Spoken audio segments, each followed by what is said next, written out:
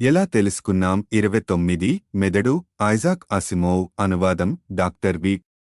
శ్రీనివాస చక్రవర్తి విజ్ఞాన ప్రచురణలు మంచి పుస్తకం. అధ్యాయం 1 మెదడు. మన తలలో 1.35 కిలోల బరువు ఉండే ఒక సుతిమెత్తని మాంసపు ముద్ద ఒకటి ఉంది. దాని ఉపరితలం అంతా ముడతలు పడి ఒక పెద్ద వాల్నట్లా ఉంటుంది. అదే మెదడు.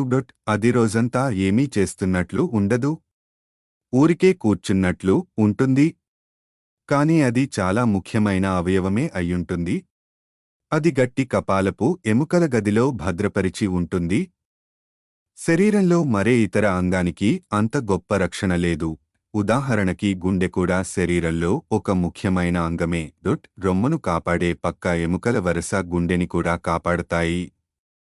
అయితే ఈ పక్క ఎముకల మధ్య సందులు ఉంటాయి. ఈ సందుల్లో నుంచి కత్తిని పోనిచ్చి గుండెకి గాయం చేస్తే క్షణాల్లో మనిషి చనిపోతాడు.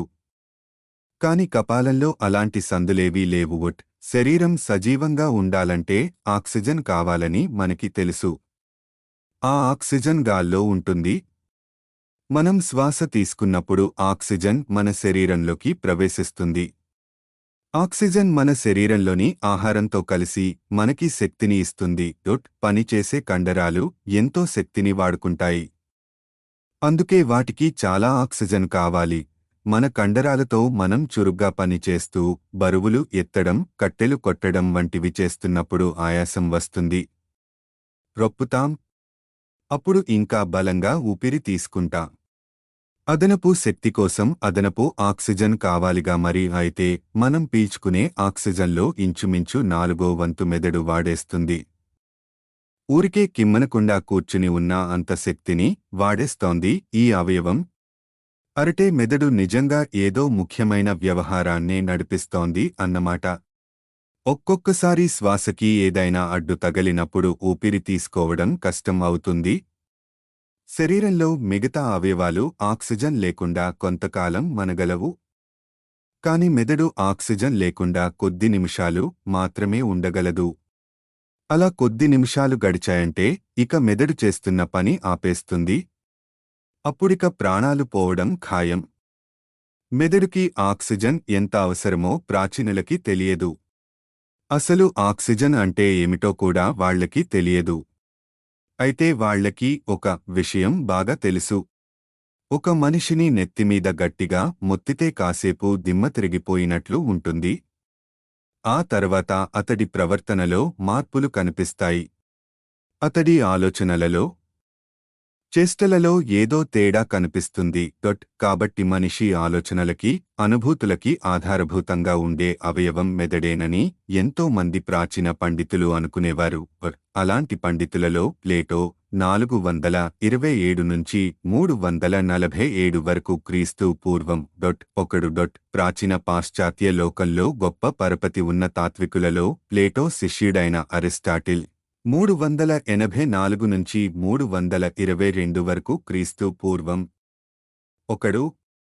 భావాలకి భావావేశాలకి కేంద్రం హృదయం అని ఇతడు నమ్మేవాడు. అవును, మరి మనం ఉద్వేగపడినప్పుడు గుండె వేగంగా కొట్టుకుంటుంది. ప్రశాంతంగా ఉన్నప్పుడు గుండె కూడా నెమ్మదిస్తుంది. భావాలకి అనుభూతులకి ఆధారం గుండె అయితే ఇక మెదడు ఏం చేస్తున్నట్టు? హృదయంలో వేడెక్కిన రక్తం మెదడుని చేరి చల్లబడుతుందని అరిస్టాటిల్ ఊహించాడు. మెదడు పని రక్తాన్ని చల్లార్చడమే అయితే దానికంత కఠినమైన కపాలపు రక్షణ ఎందుకు? ఛాతీ మీద తగిలిన దెబ్బ కన్నా నెత్తి మీద తగిలిన దెబ్బ వల్ల మనకి స్పృహ కోల్పోయే ఆస్కారం ఎక్కువ. ఎందుచేత? జంతువులలో కన్నా మనిషి శరీరం కన్నా పెద్దవే అయినా వాటి మెదడు పరిమాణం తక్కువే. బృహత్కాయాలు గల ఏనుగులకి, తిమింగలాలకి మాత్రం మనిషి మెదడు కన్నా పెద్ద మెదళ్ళు ఉంటాయి. ఈ సమాచారం దృష్ట్యా మెదడు విషయంలో అరిస్టాటిల్ సిద్ధాంతం సరైనదా లేదా అని చాలా మందికి సందేహం కలగసాగింది. రమారమి క్రీస్తు పూర్వం 290 కాలంలో హీరోఫైలస్ క్రీస్తు పూర్వం 335 నుంచి 280 వరకు అనే గ్రీకు వైద్యుడు మొట్టమొదటిసారిగా తన విద్యార్థుల ముందు శవాలని పరిచ్ఛేదించి ప్రదర్శించడం మొదలుపెట్టాడు. దీన్నే ఇప్పుడు మనం డిసెక్షన్ అంటున్నాం. ఆ విధంగా దేహంలో వివిధ అంగాలని అధ్యయనం చేయడానికి విద్యార్థులకు వీలవుతుంది. అలాంటి అధ్యయనాన్నే శరీరశాస్త్రం అంటారు.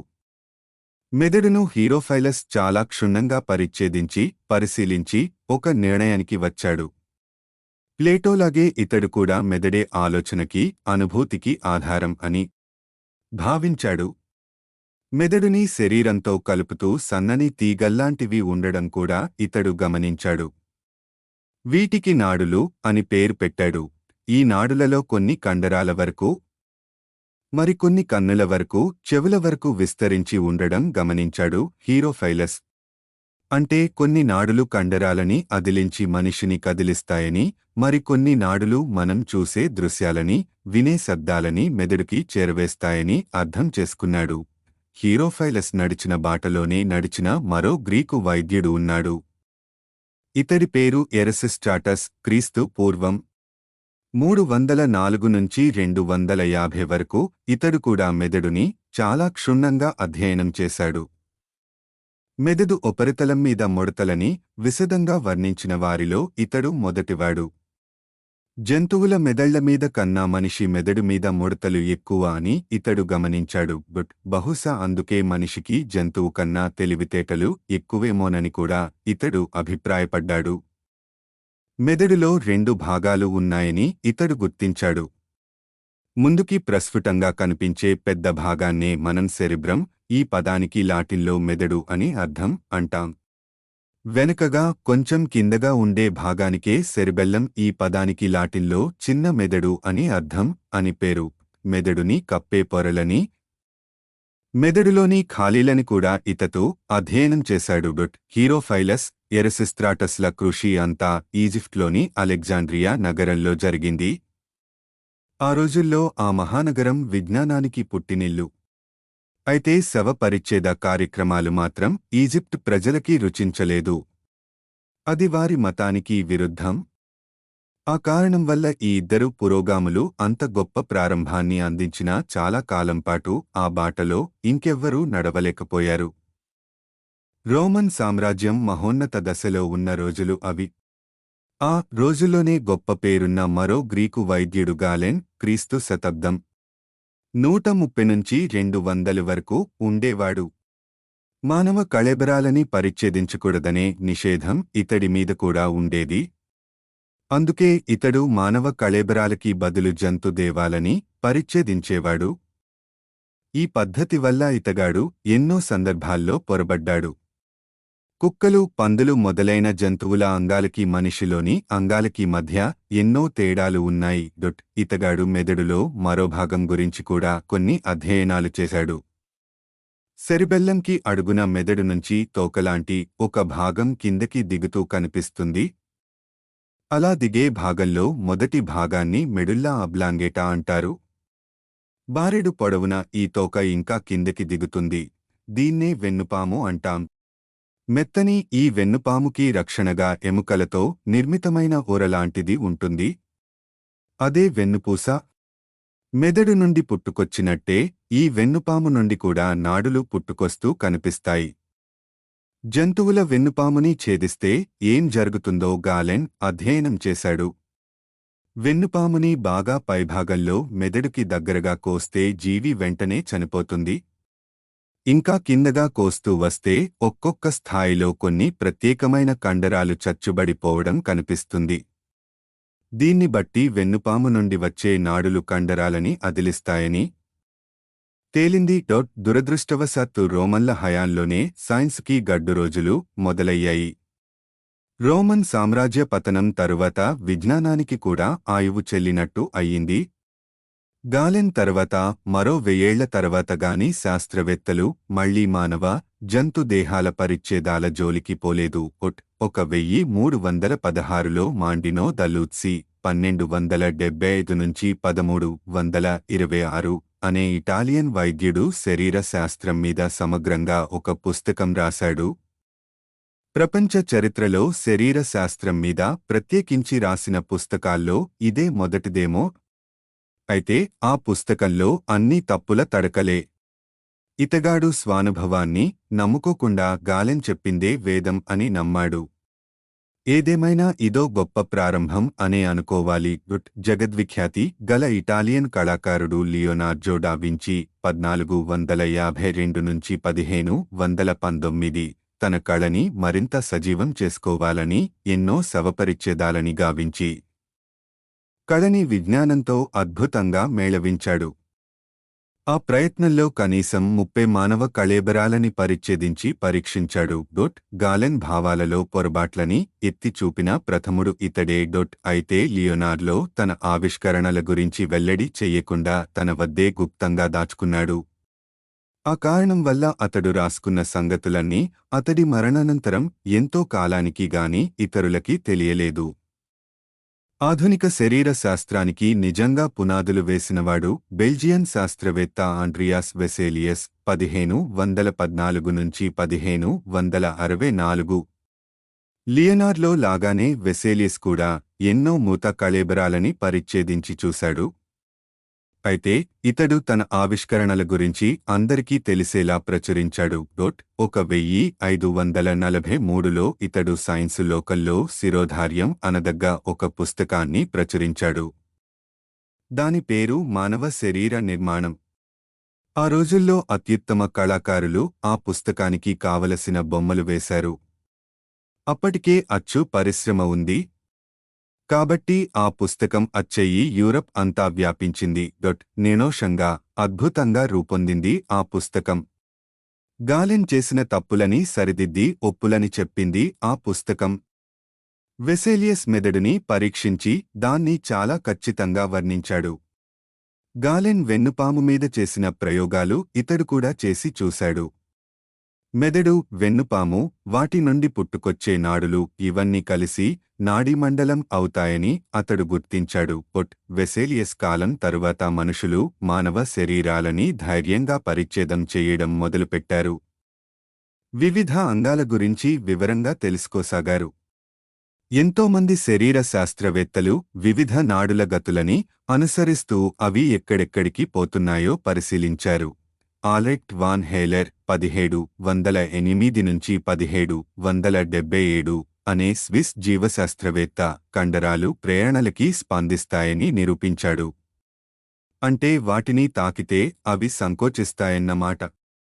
అంతేకాక కండరాన్ని చేరే నాడిని తాకినా ఆ కండరం స్పందిస్తుంది. అసలు కండరాన్ని తాకడం కన్నా నాడిని తాకితే కండరం మరింత తేలికగా స్పందిస్తుంది.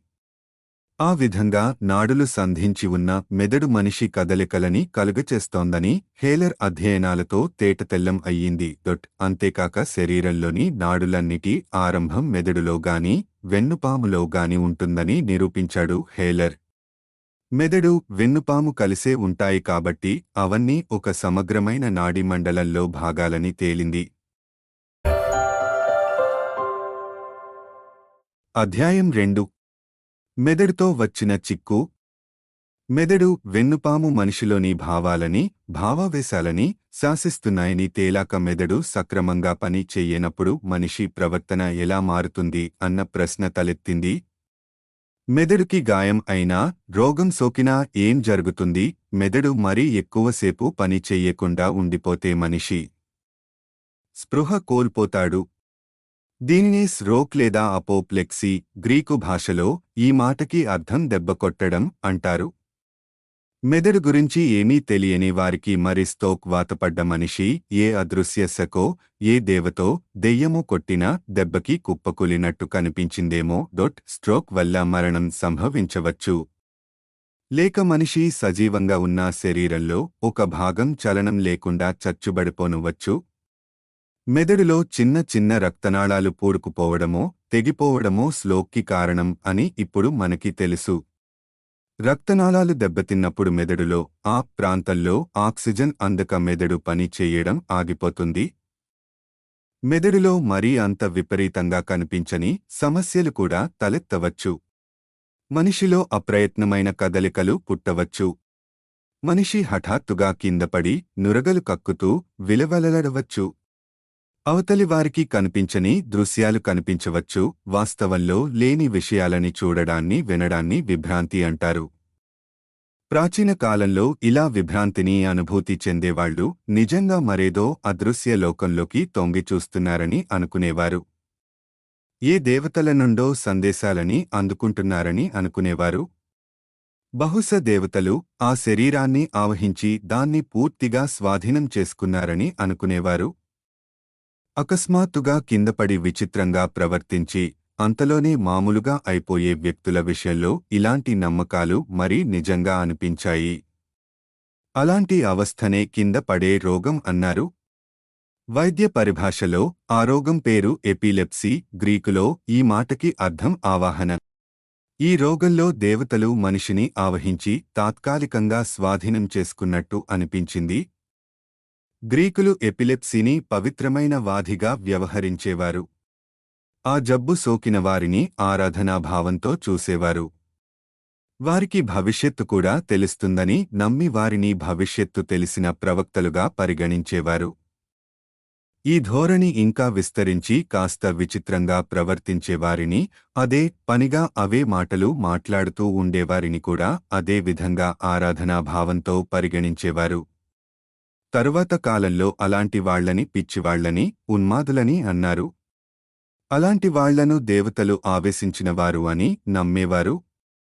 ఎపిలెప్సీతో గాని ఉన్మాదంతో గాని బాధపడుతున్న వారి విషయంలో దేవతల ప్రమేయం ఉందని నమ్మినంత కాలం తమ చుట్టూ ఉన్నవాళ్లు వారిని గౌరవాదరాలతో చూసేవారు. కాని కాలక్రమేణా అది దేవత ప్రభావం కాదని, దెయ్యం ప్రభావం అని మనుషులు నమ్మసాగారు. పిచ్చివారిని, ఎపిలెప్సీ ఉన్నవారిని దెయ్యాలు పట్టి పీడిస్తుంటాయని ఊహించుకున్నారు.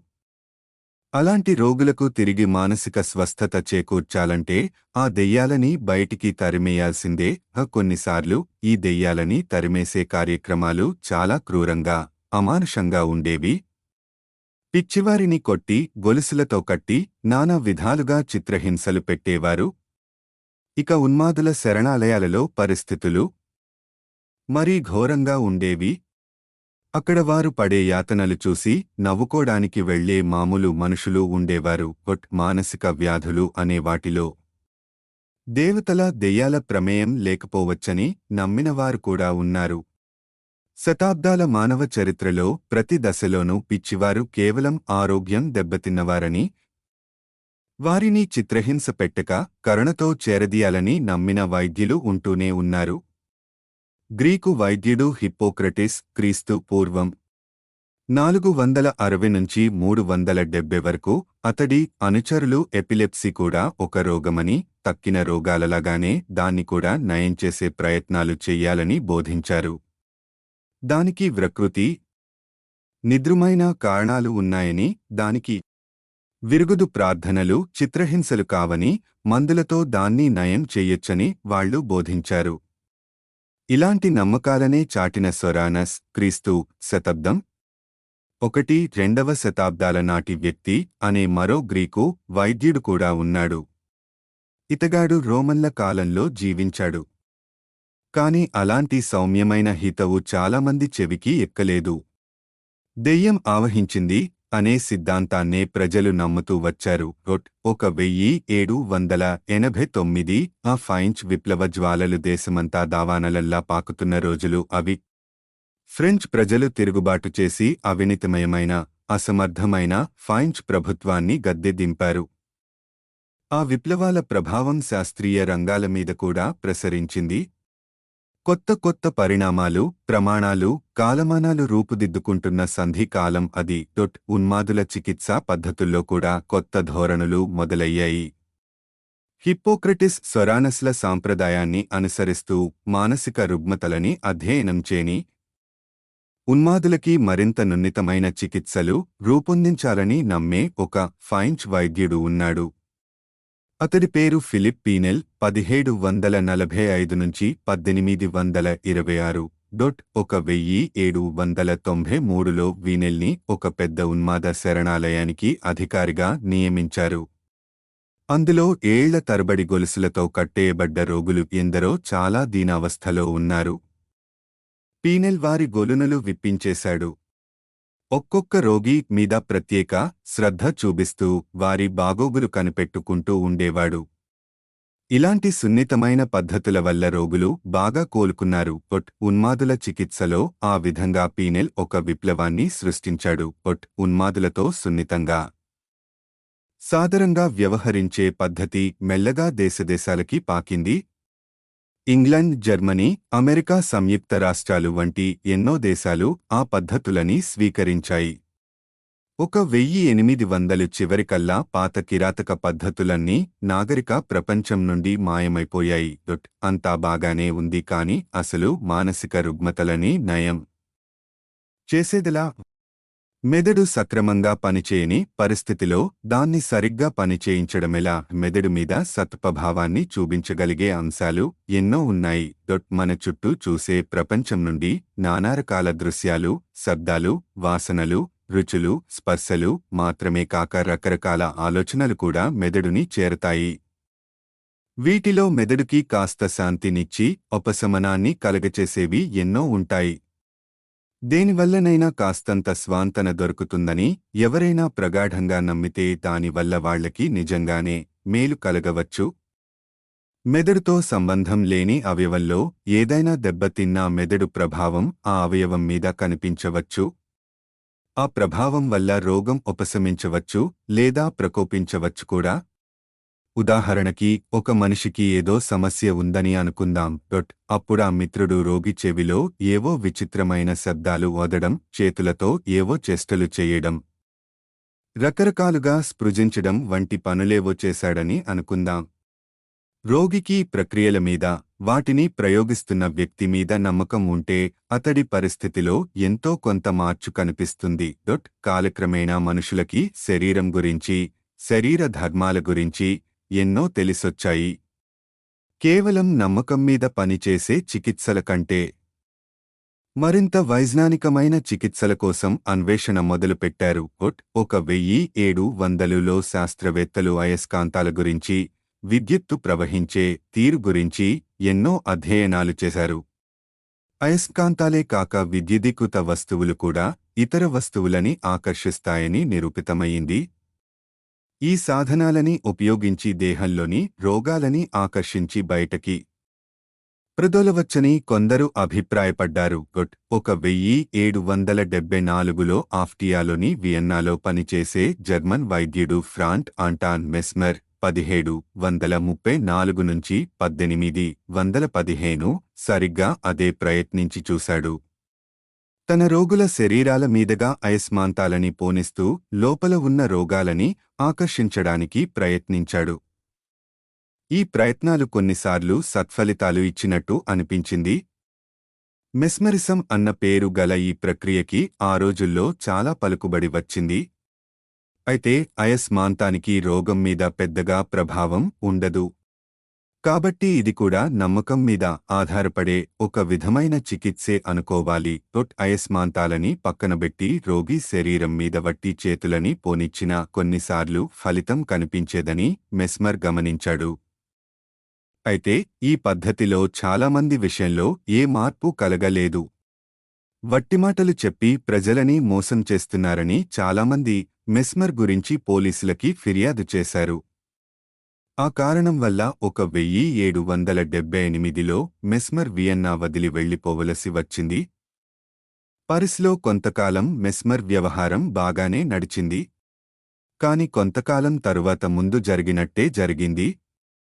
1785లో మెస్మర్ పారిస్ నగరాన్ని కూడా వదిలి వెళ్లిపోవలసి వచ్చింది. అయితే మెస్మర్ బొత్తిగా మోసగాడు కాడు. మితిమీరిన ఉత్సాహంతో తన పద్ధతులతో ఎలాంటి రోగాన్నైనా నయం చెయ్యగలనని అనుకోవడమే అతడు చేసిన పొరబాటు.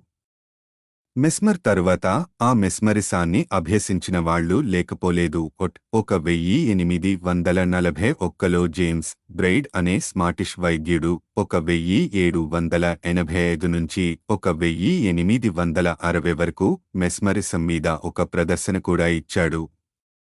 అందులో ఏదో ప్రభావం ఉండి ఉండొచ్చని అతడి నమ్మకం. ఆ పద్ధతి వల్ల రోగాలు నయం అవుతున్న సందర్భాలలో ఆ పద్ధతులు మెదడు మీద ప్రభావం చూపిస్తున్నాయేమోనని అతడి ఆలోచన. మనసు ఒక ప్రత్యేక లక్షణాన్ని బ్రైడ్ కనుక్కున్నాడు. అవిశేషంగా అదేపనిగా కలిగే ఒక అనుభూతి మీద రోగిని తన మనసు లగ్నం చెయ్యమన్నప్పుడు కాసేపయ్యాక రోగి మనసు అలసట చెందుతుంది. ఆ అంశం మీద ధ్యాస సన్నగిల్లుతుంది. చుట్టూ ఉన్న అంశాల మీద ధ్యాస సన్నగిల్లి రోగి ఒక విధమైన నిద్రావస్థలోకి జారుకుంటాడు. ఈ పద్ధతికి బ్రెయిడ్ హిప్నాటిజం అని పేరు పెట్టాడు. ఇది గ్రీకు భాషలో నిద్ర అన్న అర్థం గల పదం నుండి వచ్చింది. అయితే హిప్నాటిజం వల్ల కలిగేది నిజమైన నిద్ర కాదు. ఎందుకంటే హిప్నాటిజంలో ఉన్న వ్యక్తికి అవతలివారు అంటున్న మాటలు వినిపిస్తాయి. సచేతనమైన మనస్సుని నిద్రపుచ్చినప్పుడు అడుగున ఉన్న అచేతనమైన మనస్సు బయటి నుండి వచ్చే సూచనలని శ్రద్ధగా ఆలకిస్తుంది. సచేతనమైన మనస్సు కన్నా అచేతనమైన మనస్సు ఆ సూచనలని మరింత గాఢంగా నమ్ముతుంది.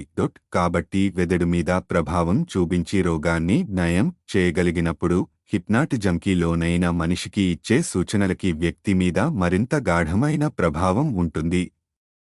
మానసిక రోగాలని నయం చెయ్యడానికి వైద్యులు హిప్నాటిజంని ఒక సాధనంగా వాడసాగారు. అలాంటి వారిలో ఆస్ట్రియాకి చెందిన జోసెఫ్ బ్రాయర్ 1842–1925 కూడా ఉన్నాడు. 1880లో అతడు ఒక విచిత్రమైన విషయం గుర్తించాడు. హిప్నాటిజంకి లోనైన వ్యక్తికి మామూలు స్థితిలో జ్ఞాపకం రాని ఎన్నో విషయాలు జ్ఞాపకం రావడం అతడు గుర్తించాడు. ఆ జ్ఞాపకాలు మనసులో అచేతనమైన పొరలలో మరుగుపడి ఉన్నాయి. రోగిని ఇబ్బంది పెట్టే, బాధపెట్టే జ్ఞాపకాలు కాబట్టి అవి మామూలు స్థితిలో బయటికి రావడం లేదని అతడు గ్రహించాడు. ఈ అచేతనమైన జ్ఞాపకాలు, ఆలోచనలు రోగి మీద అనుకోని ప్రభావాన్ని చూపించి విచిత్రమైన రీతుల్లో అతడి ప్రవర్తనని మారుస్తున్నాయి. రోగి హిప్నాటిక్ స్థితిలో ఉన్నప్పుడు ఆ ఆలోచనలని, జ్ఞాపకాలని అతడి చేత వ్యక్తం చేయిస్తే తిరిగి మామూలు స్థితికి వచ్చాక కూడా ఆ భావాలని, ఆలోచనలని గుర్తుపెట్టుకోమని చెబితే రోగికి తన విచిత్రమైన ప్రవర్తనకి కారణం అర్థమై తన పద్ధతిని మానుకుంటాడని బ్రాయర్ అభిప్రాయం. బ్రాయర్ ఈ సంగతులు అన్నీ సిగ్మండ్ ఫ్రాయిడ్ 1856–1939 అనే మరో ఆస్ట్రియన్ వైద్యుడితో చర్చించాడు. 1887లో ఫ్రాయిడ్ ఈ హిప్నాటిజం పద్ధతిని తన రోగుల మీద ప్రయత్నించి అది బాగా పనిచేస్తోందని గుర్తించాడు. అయితే తర్వాత 1890లలో హిప్నాటిజం ప్రమేయం లేకుండా కూడా మంచి ఫలితాలు సాధించవచ్చని కనుక్కున్నాడు ఫ్రాయిడ్. రోగిని ఊరికే తనకి నచ్చిన విషయాల గురించి స్వేచ్ఛగా మాట్లాడనిచ్చేవాడు. ఈ పద్ధతిలో ఒక జ్ఞాపకం మనో జ్ఞాపకాన్ని గుర్తుచేసి క్రమంగా మనసు పొరలలో దాగి ఉన్న జ్ఞాపకాలు ఒక్కటొక్కటిగా బయటపడతాయి. ఈ పద్ధతికి ఫ్రీ అసోసియేషన్, స్వేచ్ఛాయుత అనుసంధానం అని పేరు. గుప్త జ్ఞాపకాలు కలలలో సచేతనమైన మనసు తన పాలన నుండి తప్పుకున్న సమయంలో కూడా వెలికి రావచ్చని ఫ్రాయిడ్ ఆలోచించాడు. అందుకే కలలని గుర్తుంచుకోవడం ముఖ్యమని, కలలని విశ్లేషిస్తే వ్యక్తి గురించి ఎన్నో అమూల్యమైన విషయాలు తెలుసుకోవచ్చని ఫ్రాయిడ్ అభిప్రాయపడ్డాడు. ఫ్రాయిడ్ రూపొందించిన పద్ధతులకి సైకోఅనలైసిస్, మనోవిశ్లేషణ అని పేరు. మనోవ్యాధుల చికిత్సలో ఇతడి కృషికి గొప్ప ప్రభావం ఉండేది. అతని తరువాత ఎంతో మంది మనోవిశ్లేషణ నిపుణులు పలు రకాల మనోవిశ్లేషణ పద్ధతులని రూపొందించారు. ఎంత సున్నితంగా చికిత్స చేసినా మనోవ్యాధులు ఉన్న వ్యక్తులు కొన్నిసార్లు విపరీతంగా ప్రమాదకరంగా స్పందించడం కనిపిస్తుంటుంది. అలాంటి రోగులని ఊరికే కట్టి పడేయడం, లేకుంటే నిద్రపుచ్చే శక్తివంతమైన మందులు ఇవ్వడం వంటివి చేస్తుంటారు. 1952లో ట్రాంక్విలైజర్స్ అనే ఒక కొత్త రకమైన మందులని కనుక్కున్నారు. ఈ మందులు మనిషిని శాంతింపచేసి నిద్రపుచ్చుతాయి. అలాంటి మందుల వల్ల దుడుకుగా, ఆవేశంగా ప్రవర్తించే రోగులతో వ్యవహరించడం మరింత తేలిక అయ్యింది. అధ్యాయం 3 మెదడు కణాలు. 1700 నాటికి మెదడు స్థూల నిర్మాణం గురించి చాలా విషయాలు తెలిసాయి. కాని కంటికి కనిపించని సూక్ష్మ వివరాల మాటేమిటి? వీటి అధ్యయనం కోసం సూక్ష్మదర్శినిని వినియోగించాల్సి ఉంటుంది. 1665లో రాబర్ట్ హూక్ 1635 నుంచి 1703 అనే ఇంగ్లీషు శాస్త్రవేత్త ఒక సన్నని బెరడా పొరని తన సూక్ష్మదర్శినిలో పెట్టి పరిశీలించాడు. బెరడా చెట్టు బెరడు నుండి ఇది వస్తుంది అంటే అందులో ఉండేది మూత పదార్థం. చూడడానికి బెరడా ఘనపదార్థంలాగా కనిపిస్తుంది, కాని సూక్ష్మదర్శినిలో చూస్తే అందులో చిన్న చిన్న చతురస్రాకారపు రంధ్రాలు కనిపించాయి. ఈ రంధ్రాలని హూక్ కణాలు, సెల్స్ అన్నాడు. చిన్న చిన్న గదులని మనం సెల్స్ అంటాం. జీవపదార్థాన్ని సూక్ష్మదర్శినిలో చూసి పరిశీలించిన ఇతర శాస్త్రవేత్తలు కూడా ఉన్నారు. మొక్కల ధాతువుని పరీక్షించిన జర్మన్ జీవశాస్త్రవేత్త మథయాస్ జాకోబ్స్ లైడెన్ 1804 నుంచి 1881 మొక్కల ధాతువు సన్నని పరిచ్ఛేదాలలో సూక్ష్మమైన విభాగాలు ఉన్నట్లు గుర్తించాడు. ఇవి కూడా హూక్ చూసిన కణాలలాగానే ఉన్నాయి. అయితే వీటిలో ఏదో చిక్కని ద్రవం నిండి ఉంది. ఖచ్చితంగా చెప్పాలంటే సెల్స్ అన్న పదం ఖాళీ వస్తువులకే వర్తించాలి. కానీ ష్లిటెడెన్ మొక్కలలో కనిపించిన ఈ నిర్మాణాలని కూడా సెల్స్ అనే పిలిచాడు. జీవధాతులు చచ్చిపోయి బెరడుగా మారినప్పుడు ఏర్పడ్డ ఖాళీ రంధ్రాలనే హూక్ చూశాడు. మొక్కలలోని జీవపదార్థం అంతా చిన్న చిన్న కణాలతో నిర్మితం అయ్యుంటుందని, వాటిని సూక్ష్మదర్శినిలో మాత్రమే చూడగలం అని 1838 కల్లా ష్లిటెడెన్ ఒక నిర్ణయానికి వచ్చాడు. థియోడోర్ ష్వాన్ 1810 నుంచి 1882 అనే మరో జర్మన్ జీవశాస్త్రవేత్త జంతు ధాతువు పరిచ్ఛేదాలని పరీక్షించాడు. ఈ ధాతువులో కూడా చిన్న చిన్న సూక్ష్మ విభాగాలు ఉన్నాయని గుర్తించాడు. 1839లో అతడు జంతువులలో కూడా కంటికి కనిపించనంత సూక్ష్మమైన కణాలు ఉన్నాయన్న నిర్ణయానికి వచ్చాడు. ష్లిటెడెన్, ష్వాన్ల కృషి ఫలితంగా కణ సిద్ధాంతానికి పునాదులు ఏర్పడ్డాయి. జీవపదార్థం అంతా కణాలతో నిర్మితం అయ్యుంటుందని ఆ సిద్ధాంతం చెబుతుంది. కొన్ని అతి సూక్ష్మమైన మొక్కలు, జంతువులు నిజానికి ఏకకణ జీవాలు. కాని మనిషిలో మాత్రం కోట్ల కొద్దీ కణాలు ఉంటాయి. కణ సిద్ధాంతమే నిజం అయితే మరి మెదడులో కూడా కణాలు ఉండాలి. కణ సిద్ధాంతానికి పునాదులు పడుతున్న దశలో 1938లో రాబర్ట్ రేమాక్ 1815 నుంచి 1865 అనే పోలిష్ వైద్యుడు సూక్ష్మదర్శినిలో నాడులని పరీక్షిస్తూ కొన్ని ముఖ్యమైన పరిశోధనలు చేశాడు. నాడులు డొల్లగా లేవని మొట్టమొదట నిరూపించినవాడు ఇతడే. ప్రాచీన గ్రీకులు నాడులు డొల్లగా ఉంటాయని నమ్మేవారు. సూక్ష్మదర్శినిలో కూడా చూడలేనంత సన్నగా ఉండే కొన్ని నాడీ తీగల చుట్టూ ఒక విధమైన కొవ్వ పదార్థం కప్పి ఉంటుందని అతడు గుర్తించాడు. ఆ కొవ్వు పదార్థానికే మైలిన్ తొడుగు అని పేరు. మైలిన్ తొడుగు ఉన్న నాడులు చూడడానికి కొద్దిగా తెల్లగా ఉంటాయి. ఆ తొడుగు లేని నాడులు కాస్త చిక్కని రంగులో ఉంటాయి. కాబట్టి మెదడులో తెల్లని నాడులున్న పదార్థాన్ని వైట్ మాటర్ అని, చిక్కని రంగున్న నాడులున్న పదార్థాన్ని గ్రే మాటర్ అని అంటారు. మెదడు ఉపరితలం మీద ఉండేది గ్రే మాటర్, అంతరంగంలో ఉండేది వైట్ మాటర్. అందుకు విరుద్ధంగా వెన్నుపాములో వైట్ మాటర్ బయట, గ్రే మాటర్ లోపల ఉంటాయి. అదే కాలంలో చెక్ దేశపు జీవశాస్త్రవేత్త జాన్ ఎవాంజెలిస్టా పూర్కిన్యే 1787 నుంచి 1869 కూడా కొన్ని ముఖ్యమైన ఆవిష్కరణలు చేస్తున్నాడు. 1887లో అతడు ప్రత్యేక నాడీ కణాల రూపురేఖలని వర్ణించాడు. కణాల లోపల ఉండే పదార్థాన్ని ఉద్దేశిస్తూ ప్రోటోప్లాజం అన్న పదాన్ని మొట్టమొదట వాడింది అతడే. బాగా చాలా పెద్ద పరిమాణంలో ఉండే నాడీ కణాలని కలిపి ఉంచే పదార్థం ఒకటుంది. దాని పేరే న్యూరోగ్రయా. గ్రీకు భాషలో దీని అర్థం నాడీ కణాలని కలిపి ఉంచే జిగురు అని. 1854లో రడల్ఫ్ కార్ల్ విర్చౌ 1821 నుంచి 1902 అనే జర్మన్ వైద్యుడు న్యూరోగ్రయా పదార్థంలో నాడీ తీగల కన్నా చిన్నవైన గ్రయల్ కణాలు ఉంటాయని నిరూపించాడు. మనిషి మెదడులో 100 కోట్ల నాడీ కణాలు, అందుకు 10 నుండి 50 రెట్లకి పైగా గ్లయా కణాలు ఉంటాయని అంచనా. నాడీ కణాలకి ఖచ్చితమైన ఆకృతి ఏమీ ఉండదని పూర్కిన్యే నిరూపించాడు. అందులో నుంచి పొడుచుకొచ్చే తీగలు చెట్టు కొమ్మల్లా శాఖోపశాఖలుగా విస్తరించడం కనిపిస్తుంది. ఈ శాఖలకే డెండ్రైట్స్ అంటే గీకు భాషలో చెట్టు అని అర్థం అని పేరు. ఇవి కాకుండా సన్నని పొడవైన తీగలు కూడా ఉంటాయి. వీటికి ఆక్సాన్ అని పేరు. ఈ ఆక్సాన్ల చుట్టూ మయోలిన్ తొడుగు ఉంటుంది. అంటే గ్రే మాటర్లో ఎక్కువగా నాడీ కణాలు, గ్రయల్ కణాలు మాత్రమే ఉంటాయి. వైట్ మాటర్లో ఎక్కువగా ఆక్సాన్లు మాత్రమే ఉంటాయి.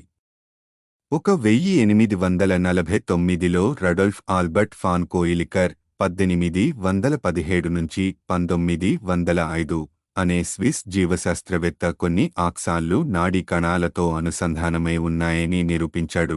అలాగే 1891లో హెన్రిక్ విల్హెల్మ్ ఫాన్ వాల్దేయర్ వార్జ్ 1836–1921 అనే జర్మన్ జీవశాస్త్రవేత్త ఆక్సాన్లు అన్ని నాడీ కణాలతో కలపబడి ఉన్నాయని నిరూపించాడు.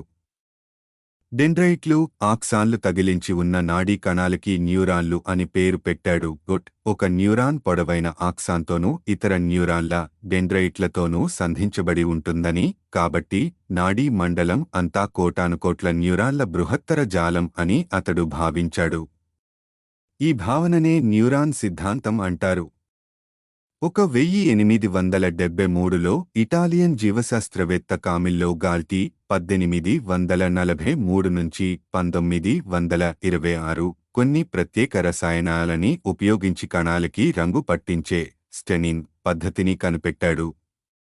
ఈ పద్ధతులతో కణాలలో కొన్ని ప్రత్యేక కణాంగాలలోకి మాత్రమే రంగు ఎక్కేట్టు చెయ్యొచ్చు. ఈ పద్ధతుల సహాయంతో ఇతర శాస్త్రవేత్తలు గుర్తించలేకపోయిన కణాలలో ఎన్నో ముఖ్యమైన అంశాలని చూడగలిగాడు గాల్టీ. ఇలాంటి నిశితమైన పరిశీలనల సహాయంతో ఒక న్యూరాన్ ఆక్సాన్లలో మరో న్యూరాన్ డెండ్రైట్లు ఉండవని ఇతడు నిరూపించాడు. డెండ్రైట్లకి, ఆక్సాన్లకి మధ్య సన్నని ఎడం ఉంది. ఆ ఎడాన్నే సైనాప్స్, ఈ గ్రీకు పదానికి అర్థం సంయోగం అంటారు. తరువాత స్పానిష్ జీవశాస్త్రవేత్త సాంటియాగో రేమాన్ ఈ కాహాల్ 1852–1964 గాల్జీ స్టెయినింగ్ పద్ధతులకి మెరుగులు దిద్దాడు. మరింత ఉత్తమమైన పద్ధతులతో వాల్డేర్ హార్డ్ ప్రతిపాదించిన న్యూరాన్ సిద్ధాంతం సరైనదేనని నిరూపించాడు. అధ్యాయం 4 నాడీ సంకేతం.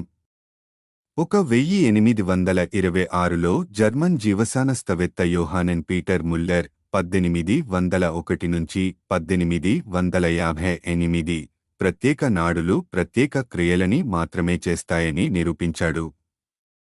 ఉదాహరణకి కంటిని మెదడుతో సంధించే నాడీ చక్షునాడి. ఒక కాంతి పుంజం కంట్లోకి ప్రవేశించినప్పుడు కంటి నుండి బయలుదేరే సంకేతాలు మెదడుని చేరి అక్కడ ఏదో కాంతిని చూసిన అనుభూతిని కలిగిస్తాయి. అయితే ఒక్క కాంతి మాత్రమే కాదు, చక్షునాడిని మరే ఇతర శక్తి ఉత్తేజింపచేసిన మెదడుకి కాంతిని చూసిన అనుభూతి కలుగుతుంది. అందుకే కంటిమీద దెబ్బ తగిలినప్పుడు తాత్కాలికంగా నక్షత్రాలు కనిపిస్తాయి. కాని అలాంటి ఉత్తేజాలు నాడి ద్వారా ఎలా ప్రసారం అవుతాయి? 1800ల కల్లా లోహపు తీగల్లో విద్యుత్తు ప్రసారమయ్యే తీరు గురించి బాగా తెలిసిపోయింది. నాడీ తీగల ద్వారా ప్రసారం అయ్యేది కూడా ఒక విధమైన విద్యుత్తేనేమో. తీగల్లో విద్యుత్తు ప్రసారం అవుతున్నప్పుడు ఆ తీగల చుట్టూ విద్యుత్తుకి ప్రవేశాన్నివ్వని సిల్కు రబ్బరు వంటి పదార్థాలతో చేసిన తొడుగుని ఇంజనీర్లు తొడుగుతారు. అలాంటి తీగకి విద్యున్నిరోధకత ఏర్పడుతుంది. అలాంటి విద్యున్నిరోధకత వల్ల తీగలోని కరెంటు అపసవ్యంగా పరికరంలో మరో భాగంలోకి ప్రవహించి షార్ట్ సర్క్యూట్ కాకుండా నివారిస్తుంది. ఆక్సాన్లు కూడా కరెంటు తీగల్లాంటివే. వాటిమీద ఉండే మైలిన్ తొడుగు ఒక విధమైన విద్యున్నిరోధక పదార్థమే. దీంతో నాడీ సంకేతాలు విద్యుత్తు సంకేతాలు అన్న భావన బలపడింది. నాడీ తీగలలో కరెంటు జాడ కనిపెట్టలేకపోయాడు ముల్లర్. కాని నాడులలో విద్యుత్తుకి సంబంధించినది ఏదో ఉందని అతడి ప్రగాఢ నమ్మకం. ఒక కొసలో కలిగిన ఉత్తేజాన్ని అవతలి కొసకి మోసుకుపోయే నాడీ సంకేతం ఏదో ఉంది. ఆ నాడీ సంకేతం వేగాన్ని నిర్ధారణ చెయ్యాలని ఎన్నో ప్రయత్నాలు చేశాడు. కాని ఏవీ పనిచెయ్యక చివరికి విసుగుపుట్టి 1830లలో ఆ ప్రయత్నాన్ని విరమించుకున్నాడు. ఆ నాడీ సంకేతం ఎంత వేగంగా కదులుతోందంటే అంత తక్కువ దూరాల్లో ఆ వేగాన్ని కొలవడం ఇంచుమించు అసంభవం అని అతడు నిశ్చయించుకున్నాడు.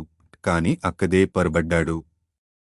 1852లో ముల్లర్ ఇంకా జీవించి ఉండగానే అతడి శిష్యుడు జర్మన్ జీవశాస్త్రవేత్త హర్మన్ లుడ్విగ్ ఫాన్ హెల్మ్హోల్డ్ 1821 నుంచి 1894 ఆ వేగాన్ని కొలిచాడు. హెల్మ్హోల్డ్ ఒక కప్ప కండరానికి తగిలించి ఉన్న నాడిని ఉత్తేజింపచేశాడు.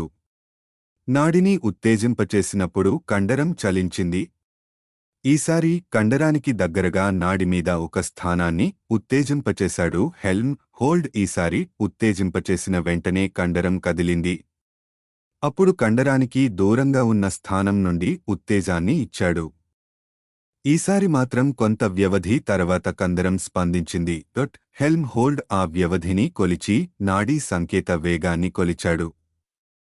కప్ప నాడిలో నాడీ సంకేత వేగం సెకనుకి సుమారు 66 అడుగులు అంటే ఇంచుమించు గంటకి 45 మైళ్ళు అని అంచనా వేశాడు. మనిషిలో నాడీ సంకేతం మరి కాస్త వేగంగా గంటకి 70 మైళ్ళు ప్రయాణిస్తుంది. ఇంతలో ఎమిల్ దుబ్వా రేమాన్ 1818 నుంచి 1896 అనే మరో జర్మన్ జీవశాస్త్రవేత్త అతి సూక్ష్మమైన విద్యుత్తు ప్రవాహాలని గుర్తించగల పరికరాన్ని రూపొందించాడు. 1845లో అతగాడు నాడులలో నిజంగానే విద్యుత్తు ఆవేశాలు ఉన్నాయని నిరూపించాడు. విద్యుత్తు తీగలలో ప్రవహించే విద్యుత్తు నాడులలో ప్రవహించే విద్యుత్తు ఒక్కలా ప్రవర్తించవు. విద్యుత్తు తీగలలో ప్రవహించే విద్యుత్తు నాడులలో ప్రవహించే విద్యుత్తు కన్నా 2500 రెట్లు అధిక వేగంతో ప్రవహిస్తుంది. విద్యుత్తు తీగల్లో ప్రవహించే విద్యుత్తుకి మూలం ఒక బ్యాటరీ గాని జనరేటర్ గాని అవుతుంది. కాని నాడుల విషయంలో ప్రత్యేకమైన బ్యాటరీలు ఉండవు. వాటికవే బ్యాటరీలు. నాడిలో ఒక భాగంలో విద్యుదావేశం పోగవుతుంది. ఆ తర్వాత దానికి పక్క భాగంలో పోగవుతుంది. ఇలా అంచెలంచెలుగా పోగవుతూ విద్యుదావేశం నాడికి ఒక కొస నుండి మరో కొసకి చేరుతుంది. అయితే అలా విద్యుదావేశం పోగయ్యే వ్యవహారం నెమ్మదిగా జరుగుతుంది. కాబట్టి విద్యుత్తు తీగల కన్నా నాడీ తీగలలో విద్యుత్తు ఇంకా నెమ్మదిగా ప్రవహిస్తుంది. 1902లో ఇంగ్లీషు జీవశాస్త్రవేత్త ఫ్రాన్సిస్ గాచ్ 1835-1902 నాడీ సంకేతాల గురించి మరో ముఖ్యమైన విషయం కనుక్కున్నాడు. ఉత్తేజితమైన నాడి ద్వారా ఒకసారి నాడీ సంకేతం ప్రసారం అయ్యాక మళ్లీ కాసేపటి వరకు ఆ నాడిని ఉత్తేజితం చెయ్యడానికి వీలుపడదు. విద్యుదావేశాన్ని పోగుచేయడం అంత తేలికైన పని కాదు. మరి ఆ 1909లో ఇంగ్లీషు జీవశాస్త్రవేత్త కెయిత్ లూకాస్ 1879 నుంచి 1910 నాడీ స్పందన గురించి మరో ముఖ్యమైన విషయాన్ని కనుక్కున్నాడు. ఒక నాడిని కొంచెం సున్నితంగా ఉత్తేజపరిస్తే దానికి తగిలించి ఉన్న కండరపు తీగలో ఏ స్పందన ఉండకపోవచ్చు. కాని ఉత్తేజం స్థాయిని క్రమంగా పెంచుతూ పోతే ఒక ప్రత్యేక స్థాయి వద్ద ఉన్నట్లుండి కండరపు తీగ పూర్తి బలంతో కొట్టుకుంటుంది. అంటే స్పందనలో రెండే రకాలు ఉన్నాయన్నమాట. ఉంటే 100% స్పందన ఉంటుంది, లేకుంటే స్పందనే ఉండదు. దీనినే ఉంటే అన్నీ, లేకుంటే 0 స్పందన అంటారు. అయితే మామూలుగా మనం మన చేతి కండరాన్ని సున్నితంగా గాని బలంగా గాని మనకి కావలసిన స్థాయిలో బిగుసుకునేట్లు చెయ్యొచ్చు. దానికి కారణం కండరంలో కోటానుకోట్ల కండరపు తీగలు ఉంటాయి. ప్రత్యేక కండరపు తీగ స్పందన ఉంటే అన్నీ, లేకుంటే 0 తీరులోనే ఉంటుంది. కాని కొద్దిపాటి తీగలు మాత్రమే స్పందిస్తే కండరం సున్నితంగా సంకోచిస్తుంది. చాలా తీగలు స్పందిస్తే కండరం మొత్తం బలంగా కొట్టుకుంటుంది. నాడీ సంకేతాలని మరింత సున్నితంగా కొలిచే పద్ధతులను శాస్త్రవేత్తలు రూపొందించారు. ఈ ప్రయత్నంలో గొప్ప విజయాన్ని సాధించిన ఇద్దరు ఇంగ్లీషు జీవశాస్త్రవేత్తలు ఉన్నారు. వాళ్ళు అలాన్ లాయిడ్ హార్డికిన్ 1914 నుంచి 1998, ఆండ్రూ ఫీల్డింగ్ హక్సే 1917. వీళ్ళిద్దరూ లావుపాటి ఆక్సాన్లు ఉన్న స్క్విడ్ అనే సముద్ర జీవి మీద పరిశోధనలు చెయ్యసాగారు. సన్నని ఎలక్ట్రోడ్లు ఆక్సాన్లోకి పోనిచ్చి అందులో ప్రసారమయ్యే నాడీ సంకేతాన్ని కొలిచారు. విద్యుదావేశం గల పరమాణువులు, అయాన్లు ఆక్సాన్ లోపలికి బయటికి కదులుతూ విద్యుత్తు సంకేతాన్ని ఎలా కలుగచేస్తాయో అంతా విపులంగా 1952లో వీళ్ళిద్దరూ వర్ణించారు. 1924లో హన్స్ బెర్లర్ 1878 నుంచి 1941 అనే జర్మన్ వైద్యుడు మెదడులో విద్యుత్తు చలనాలని కొలిచే ఒక చక్కని పరికరాన్ని తయారు చేశాడు. ఈ పద్ధతిలో తలమీద విద్యుత్తు తీగలు అంటిస్తారు.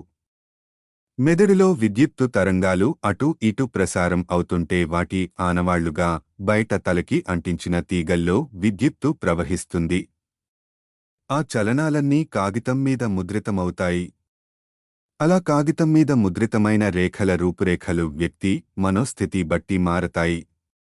కళ్ళు తెరుచుకుని ఉంటే ఒకలా, మూసుకుంటే ఒకలా, మెలకువలో ఒకలా, నిద్రతో మరోలా ఇలా మారుతూ ఉంటాయి. ఆ రేఖలలో కనిపించే ప్రతి చిన్న పరిణామానికి అర్థం వెతకడం కష్టం కావచ్చు. కానీ మెదడులో ఏదైనా పెద్ద దోషం ఉన్నప్పుడు, ఉదాహరణకి ఒక వ్రణం ఉన్నప్పుడు లేదా ఫిట్స్ వచ్చినప్పుడు ఆ రేఖలలో ప్రస్ఫుటమైన తేడాలు కనిపిస్తాయి. అలా మెదడులో విద్యుత్తు తరంగాలని కొలిచే పద్ధతినే ఎలక్ట్రో ఎన్సెఫలోగ్రఫీ ఈఈజీ అంటారు. ఆ గ్రీకు మాటకి మెదడులో విద్యుత్తు చలనాల రచన అని అర్థం. విద్యుత్తు సంకేతం న్యూరాన్లో ఒక కొస నుండి మరో కొసకి ప్రసరించవచ్చు. అంటే ఒక కొసలో ఉన్న డెండ్రైట్లో బయలుదేరి నాడీ కణదేహం ద్వారా ముందుకి సాగి ఆక్సాన్ ద్వారా ప్రసారమై ఆక్సాన్ కొసకి చేరుకోవచ్చు. ఆక్సాన్ కొసలో సంకేతం సైనాప్స్ని చేరుతుంది. ఒక న్యూరాన్ ఆక్సాన్ కొసకి అవతలి న్యూరాన్ డెండ్రైట్ కొసకి మధ్య చిన్న ఏడం ఉంటుంది. మరి విద్యుత్తు సంకేతం ఆ ఏడాన్ని ఎలా దాటుతుంది? నాడీ సంకేతం ఫలితంగా ఆక్సాన్ కొస వద్ద నుండి ఏదో రసాయనం విడుదల అవుతుందని ఎంతోమంది జీవశాస్త్రవేత్తలు నమ్మేవారు. అలా విడుదలైన రసాయనం సైనాప్స్ని దాటుకుని అవతలి పక్క ఉన్న డెండ్రైట్లో విద్యుత్తు సంకేతాన్ని కలగచేస్తుందని అనుకున్నారు. కాని ఈ విషయాన్ని నిరూపించడం ఎలా? 1921లో ఒకరోజు ఆటో లూయి 1873 నుంచి 1961 అనే జర్మన్-అమెరికన్ జీవశాస్త్రవేత్త ఈ సమస్య మీదే పనిచేస్తున్నాడు. ఆ రోజు అర్ధరాత్రి వరకు పనిచేసి అలసటతో నిద్రలోకి జారుకున్నాడు. తెల్లవారి 3 గంటలకి ఎందుకో హఠాత్తుగా తెలివొచ్చింది. ఏదో కొత్త ప్రయోగం చేయడానికి పథకం అంతా లీలగా మనసులో మెదులుతోంది. ఆలస్యం చేస్తే కల చెదిరిపోతుందేమోనని భయపడి వెంటనే దగ్గర్లోనే ఉన్న ఒకే కాగితం తీసుకుని ప్రయోగం పథకం అంతా వివరంగా రాసుకుని తిరిగి నిద్రలోకి జారుకున్నాడు. మర్నాడు ఉదయం లేచాక అర్ధరాత్రి తను ఊహించిన ప్రయోగం గురించి ససేమిరా గుర్తుకి రాలేదు. కాగితం మీద కెలికిన రాతలేవీ బోధపడలేదు. మర్నాడు కూడా అలాగే తెల్లారి 3 గంటలకి తెలివొచ్చింది. ఈసారి ప్రయోగం స్పష్టంగా జ్ఞాపకం వచ్చింది. ఈసారి నిర్లక్ష్యం చేస్తే మరచిపోతానేమోనని వెంటనే ప్రయోగశాలకి వెళ్లి పనికి ఉపక్రమించాడు. ఒక కప్ప గుండెని బయటికి తీసి అది కొట్టుకుంటూ ఉండేలా చేసే ఒక రసాయన మిశ్రమంలో ఉంచాడు. ఈ గుండెకి ఒక నాడి సంధించి ఉంది. నాడిని ఉత్తేజపరిస్తే గుండె కొట్టుకునే వేగం తగ్గిపోతుంది. అలాగే నాడిని ఉత్తేజపరిస్తే గుండె నెమ్మదించింది. ఇప్పుడు ఆ గుండె చుట్టూ ఉన్న రసాయన మిశ్రమాన్ని తీసి మరో కప్ప గుండె ఉన్న మరో తొట్టెలో పోశాడు. ఇప్పుడీ రెండవ గుండె నెమ్మదించింది. రెండవ గుండె నాడిని ఉత్తేజపరచకపోయినా అది నెమ్మదించింది. అంటే మొదటి గుండె నాడిని ఉత్తేజపరిచినప్పుడు ఆ నాడి నుండి విడుదలైన ఏదో రసాయనం ఆ గుండె చుట్టూ ఉన్న రసాయన మిశ్రమంలో కలిసి ఉంటుంది. మొదటి తొట్టెలో ఉన్న మిశ్రమాన్ని రెండవ తొట్టెకి మార్చినప్పుడు ఆ రసాయనం రెండవ గుండె మీద ప్రభావం చూపించింది. అంటే నాడి నుండి గుండెకి ఉత్తేజాన్ని మోసుకుపోయేది ఒక రసాయనం అని తేలిపోయింది. తెల్లవారి 5 కూడా కాకముందే ఈ వ్యవహారం అంతా చక్కగా తేటతెల్లం అయిపోయింది.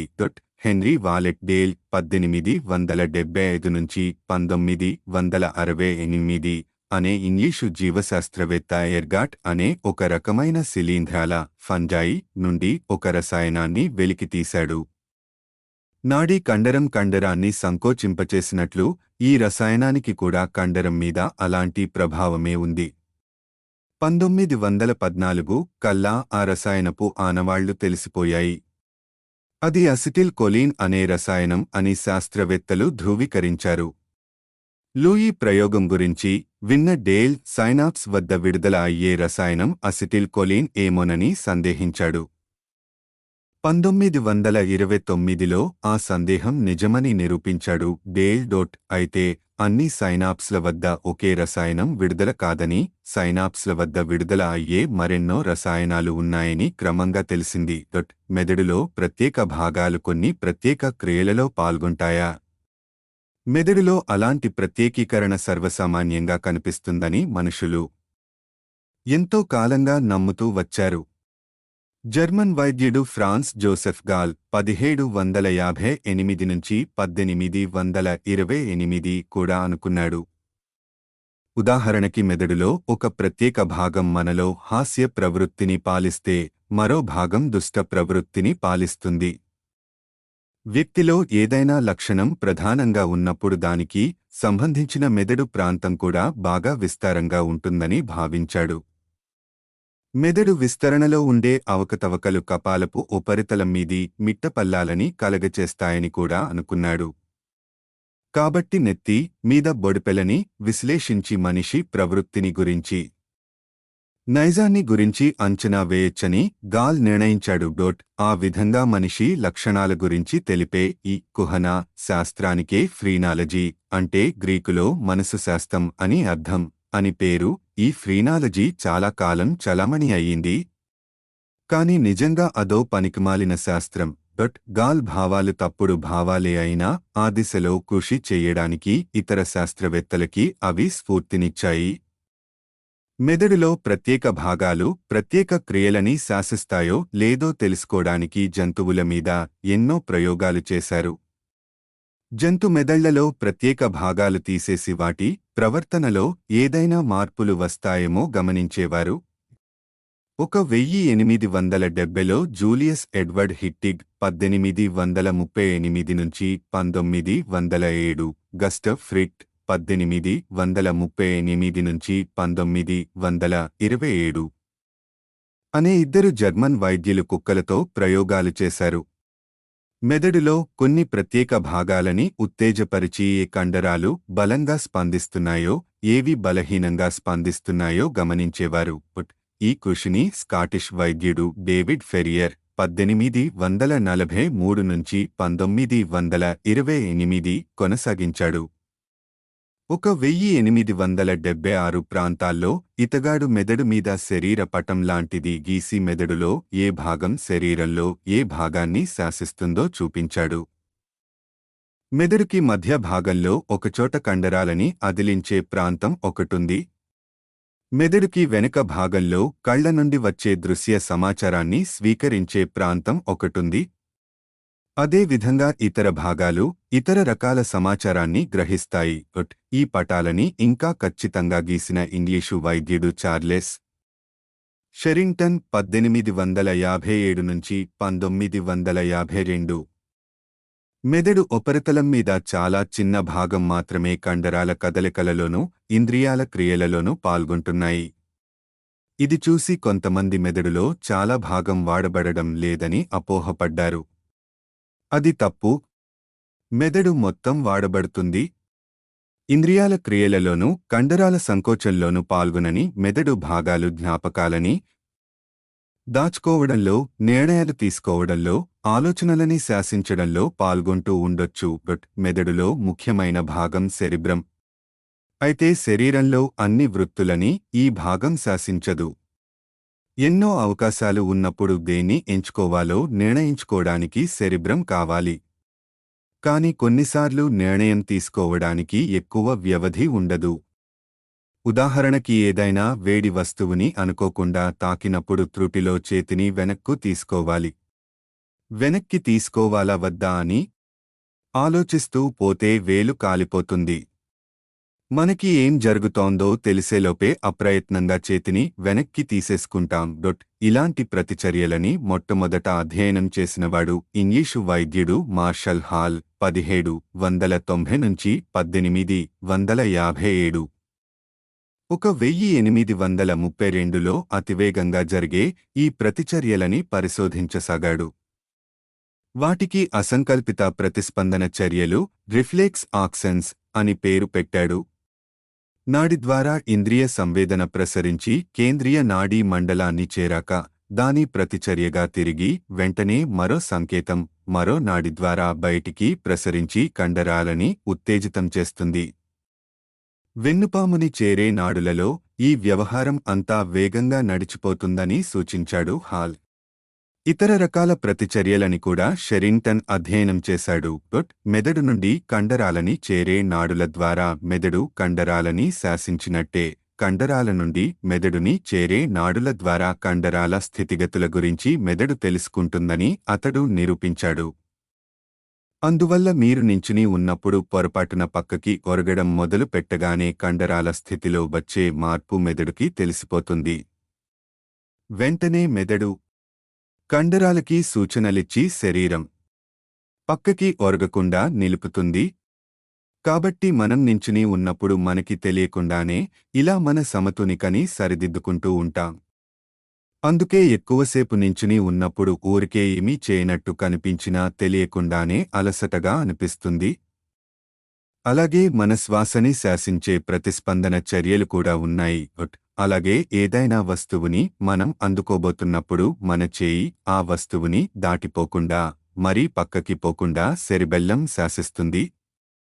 మనలో అసంకల్పితంగా జరిగే ప్రతిచర్యలన్నిటికీ శాసించే విభాగం స్వయం చోదక నాడీ మండలం, ఓటోనోమస్ నర్వస్ సిస్టమ్ అంటే స్వతంత్రం అని అర్థం. ఈ నాడీమండల విభాగం సెరిబ్రం ప్రభావం పెద్దగా లేకుండా పనిచేస్తుంది కాబట్టి దీనికి ఆ పేరు వచ్చింది. 1889లో జాన్ న్యూపోర్ట్ లాంగ్లీ 1852 నుంచి 1925 అనే ఇంగ్లీషు వైద్యుడు మొట్టమొదటిసారిగా దీనికి ఆ పేరు పెట్టాడు. సన్నని సూదులతో జంతు మెదళ్లని వివిధ సస్థానాల వద్ద స్వీస్ వైద్యుడు వాల్టర్ రడల్ఫ్ హెస్ 1881–1973 ఉత్తేజితం చేసి స్వయంచోదక నాడీమండలం వివిధ కేంద్రాలు ఎక్కడెక్కడ ఉన్నాయో తెలుసుకున్నాడు. మునుపులేని అసంకల్పిత ప్రతీకార చర్యలని అలవర్చుకోవచ్చు కూడా. ఈ విషయాన్ని నిరూపించినవాడు రష్యన్ జీవశాస్త్రవేత్త ఇవాన్ పెట్రోవిచ్ పావ్లోవ్ 1849 1936. 1920లలో ఇతడు కుక్కల మీద అధ్యయనాలు చేశాడు. ఆకలిగా ఉన్న కుక్క ముందు ఆహారం ఉన్న పళ్ళాన్ని ఉంచితే సహజంగా నోరూరి చొంగ కారుస్తుంది. అదో అసంకల్పిత ప్రతీకార చర్య. పావ్లోవ్ కొంతకాలంపాటు పళ్ళాన్ని ఇచ్చిన ప్రతిసారి 1 గంట మోగిస్తూ వచ్చాడు. అలా కొంతకాలం జరిగాక కుక్క మెదడులో గంట మోగడానికి, ఆహారం పొందడానికి మధ్య అనుసంధానం ఏర్పడింది. అప్పటినుంచి ఇక గంట మోత వినగానే ఆహారం కూడా వస్తుందన్న ఆశతో కుక్కకి నోరు ఆరడం మొదలుపెట్టింది. అంటే ఆ కుక్క ఒక సప్రమేయ ప్రతిచర్యని, కండిషన్డ్ రిఫ్లెక్స్ అలవరుచుకుంది అన్నమాట. అధ్యాయం 5. పారివాలు, నిద్ర. ఎలా తెలుసుకున్నాం? 29 మెదడు, ఐజాక్ అసిమోవ్. అనువాదం డాక్టర్ వి. శ్రీనివాస చక్రవర్తి. విజ్ఞాన ప్రచురణలు. మంచి పుస్తకం. మానవ శరీరం ద్విపార్శ్వకమైన సౌష్ఠవాన్ని కలిగి ఉంటుంది. అంటే కుడి ఎడమ భాగాలు ఒకదానికొకటి అద్దంలో చూసే ప్రతిబింబాల్లా ఉంటాయి. ఒక పక్క ఉండేదే రెండవ పక్క కూడా ఉంటుంది. మనకి 2 చెవులు, 2 కళ్ళు, 2 ముక్కుపుటాలు, 2 చేతులు, 2 కాళ్ళు ఉంటాయి. శరీరం లోపల కూడా 2 ఊపిరితిత్తులు, 2 మూత్రపిండాలు ఇలా ఉంటాయి. సాధారణంగా ఏదైనా ఒక అవయవం 2కి బదులుగా ఒక్కటే ఉంటే అది శరీర మధ్య రేఖకి దగ్గరగా ఉంటుంది. ఉదాహరణకి మనకి ఒకే ముక్కు, ఒకే నోరు, ఒకే గడ్డం, ఒకే వెన్నుపూస మొదలైనవి ఉన్నాయి. మరి మెదడు సంగతేంటి? మనకి ఒకే మెదడు ఉందని, దాని కింద ఒకే వెన్నుపాము ఉందని, ఆ వెన్నుపాము శరీరమధ్యరేఖ వెంట వెంతుపుసలో ఉంటుందని అనిపిస్తోంది. కాని మెదడుని జాగ్రత్తగా గమనిస్తే అందులో 2 విభాగాలు ఉన్నాయి. కుడి, ఎడమగా ఉన్న ఆ విభాగాలని కలుపుతూ కార్పస్ కల్లోసం అని ఒక దట్టమైన నాడితీగల కట్ట ఉంటుంది. బద్దలు కొట్టని వాల్నట్ పప్పుని చూస్తే దాదాపు ఇలాగే ఉంటుంది. ఒక విధంగా చూస్తే సెరిబ్రల్లోని 2 భాగాలు 2 వేరు వేరు మెదళ్ళు అని అనుకోవాలి. 2 విభాగాలని వేరు చేస్తూ కార్పస్ కల్లోసంని తెగకోస్తే ఒక విభాగం చేస్తున్నది రెండవ విభాగానికి తెలియదనిపిస్తుంది. మరైతే ఈ 2 మెదడు భాగాలు సరిసమానంగా ఉంటాయా, లేక ఒక విభాగం చేయలేని పనిని రెండవ విభాగం చేయగలుగుతుందా? మెదడులో 2 అర్ధభాగాలు ఒకే విధంగా లేవన్న వాదన ఆధారాలు 1861లో బయటపడ్డాయి. ఫ్రెంచ్ వైద్యుడు పియర్ పాల్ బ్రోకా 1824 నుంచి 1880 వద్దకి వచ్చిన ఒక రోగి మాట్లాడలేకపోయేవాడు. అవతలివారు అనే మాటలు అతనికి అర్థం అవుతున్న ఆ మాటలని అతడు తిరిగి అనలేకపోయేవాడు. ముఖ కవళికలతో, చేతివేళ్ల కదలికలతో చక్కగా అర్థవంతమైన సమాధానాలు ఇచ్చేవాడు. కాని మాట్లాడలేకపోయేవాడు. ఇలాంటి రుగ్మతని అఫేసియా అంటారు. తరువాత ఆ రోగి మరణించాక అతడి శరీరాన్ని పోస్ట్ మార్టం చేసి అతడి మెదడుని పరీక్షించాడు బ్రోకా. మెదడు ఎడమ భాగంలో ఒక ముడత వద్ద మెదడు దెబ్బతిన్నట్టు ఆ పరీక్షలో తేలింది. ఆ ప్రాంతాన్నే నేడు మనం బ్రోకా ప్రాంతమంటాం. మెదడులో ఈ ప్రాంతమే మన మాటలని శాసిస్తుంది. మనం మాట్లాడుతున్నప్పుడు మన పెదాలలో, నాలుకలో, గొంతులో, బుగ్గల్లో, దవడాల్లో, శ్వాసలో వేగంగా, సామరస్యంగా వచ్చే మార్పులని ఈ మెదడు ప్రాంతమే శాసిస్తుంది. మరో ముఖ్యమైన విషయం ఏమిటంటే ఆ భాగం మెదడులో ఎడమ పక్క మాత్రమే ఉంది. దానికి సరిసమానమైన భాగం కుడి మెదడులో కూడా ఉన్నట్లయితే ఎడమ మెదడులో ఆ ప్రాంతం పాడైపోయినప్పుడు దానికి సమానమైన కుడి భాగం ఆ క్రియని శాసించగలిగి ఉండేది. అయితే ఒక తేడా కూడా ఉంది. ఎడమ మెదడు భాషనని, మాట్లాడడాన్ని శాసిస్తుంది. కాని కుడి మెదడుకి ఆ శక్తి లేదు. దీని గురించి వాదోపవాదాలు జరిగాయి. కాని చివరికి బ్రోకా చెప్పిందే నిజమని తేలింది. చింపాంజీలకి, గొరిల్లాలకి మన మెదడుని పోలిన మెదళ్ళు ఉంటాయి. అయితే మన మెదళ్ల కన్నా అవి కాస్త చిన్నవి. కాని వాటిలో సరైన బ్రోకా ప్రాంతం ఉండదు కాబట్టి ఆ జంతువులు మాట్లాడడం నేర్చుకోలేవు. కాని చేష్టలతో భాషని వ్యక్తం చేసే పద్ధతులని వాటికి నేర్చించవచ్చు. జాగ్రత్తగా పరీక్షిస్తే కుడి, ఎడమ భాగాల మధ్య మరిన్ని తేడాలు బయటపడ్డాయి. మెదడులో ఎడమ భాగం శరీరంలో కుడి భాగంలో ఉండే కండరాలని, మెదడులో కుడి భాగం శరీరంలో ఎడమ వైపు ఉండే కండరాలని శాసిస్తాయి. మనుషులలో 90% మంది కుడిచేతి వాటం మనుషులే అయ్యుంటారు. అంటే అలాంటివారు సామాన్యంగా చేసుకునే రోజువారీ పనులలో ఎడమ చేయి కన్నా కుడిచేతినే వాడడానికి ఇష్టపడతారని అర్థం. మెదడులో ఎడమ భాగం వివేచనలో, భాషలో, రాయడంలో, చదవడంలో, విజ్ఞాన శాస్త్రంలో, గణితంలో ముఖ్య పాత్ర వహిస్తుందని ఇటీవల కాలంలో మనకి తెలుస్తోంది. కుడి మెదడు సంగీతం, కళ, ఊహాశక్తి మొదలైన రంగాల్లో ముఖ్య పాత్ర ధరిస్తుంది. 1950లలో శాస్త్రవేత్తలు నిద్ర మీద కూడా ఎన్నో ప్రయోగాలు చేశారు. నిద్రలో కొన్ని స్థితులలో కళ్ళు నెమ్మదిగా కదలడం గమనిస్తాం. కనురెప్ప, మాటున ఉండే కనుపాప అటు ఇటు కదులుతున్నప్పుడు రెప్ప మీద ఉబ్బెత్తుగా ఉండే చోటు కూడా అటు కదలడం చూస్తాం. మరి కొన్నిసార్లు ఈ కంటి కదలికలు మరింత వేగంగా జరుగుతాయి. కళ్ళు వేగంగా కదిలే నిద్రావస్థని వేగవంతమైన కంటి చలనాల నిద్ర rapid eye movement REM sleep అని అంటారు. ఈ REM నిద్రలోనే కలలు వస్తాయని ఆధారాలు ఉన్నాయి. REM నిద్రలో ఉన్న మనిషిని హఠాత్తుగా తట్టి లేపితే ఆ సమయంలో ఏం కల వస్తోందో జ్ఞాపకం తెచ్చుకునే వీలుంటుంది. అసలు నిద్ర ప్రయోజనం ఏమిటి అన్న విషయం మీద చాలా కాలంగా వివాదం చెలరేగుతోంది. నిద్ర ప్రయోజనం కేవలం విరామం మాత్రమే కాదు. కళ్ళు తెరుచుకుని ఊరికే నడుం వాల్చిన విరామం, విశ్రాంతి కలుగుతాయి. అసలు వాస్తవానికి కొన్నిసార్లు మెలకువలో కన్నా నిద్రలో మెదడు మరింత చురుగ్గా పనిచేయొచ్చు. అంతేకాక నిద్రలో అటూ ఇటూ ఒత్తిగిల్లుతాం. నిద్రలో కాళ్ళు చేతులు బలంగా తాటించే వాళ్లు కూడా ఉన్నారు. కాని మెలకువలో తీసుకునే విశ్రాంతి నిద్రకి ప్రత్యామ్నాయం కాలేదు. విశ్రాంతిగా మేలుకుని ఉన్నా కొంతసేపయ్యాక నిద్ర వస్తుంది. బలంగా నిద్ర ఆపుకుని మేలుకుని ఉండే ప్రయత్నాలు చేస్తే భ్రాంతికి లోనయ్యే ప్రమాదం ఉంది. నీరు లేకుండా ఎన్నో రోజులు బతకగలం కాని నిద్ర లేకుండా అన్ని రోజులు బతకలేం. పైగా ప్రత్యేకించి నిద్రలో ఈ REM నిద్ర చాలా ముఖ్యమైన అంశంలా కనిపిస్తోంది. REM నిద్రలో ఉన్న మనిషిని అదే పనిగా నిద్రలేపి REM నిద్రని భంగపరిస్తే మర్నాడు నిద్రలో REM భాగం కిందటి రాత్రి కన్నా ఎక్కువగా ఉంటుంది. అంటే ముందు రాత్రి REM నిద్రలో వచ్చిన వెలితిని భర్తీ చెయ్యడానికి మెదడు ఈ రాత్రి మరింత ఎక్కువ REM నిద్రని కలగచేస్తోందన్నమాట.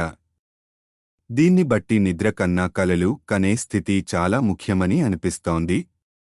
దీనికి కారణం ఏమిటి? కారణం ఖచ్చితంగా ఎవరికీ తెలియదు. మెలకువ స్థితిలో పోగైన నానా రకాల సమాచారంలో ఏది పనికొచ్చేదో ఏది పనికి మాలినదో తేల్చుకుని అవసరమైన సమాచారాన్ని భద్రపరచుకోవడానికి మెదడుకి కొంత విరామం కావాలని నా ఉద్దేశం.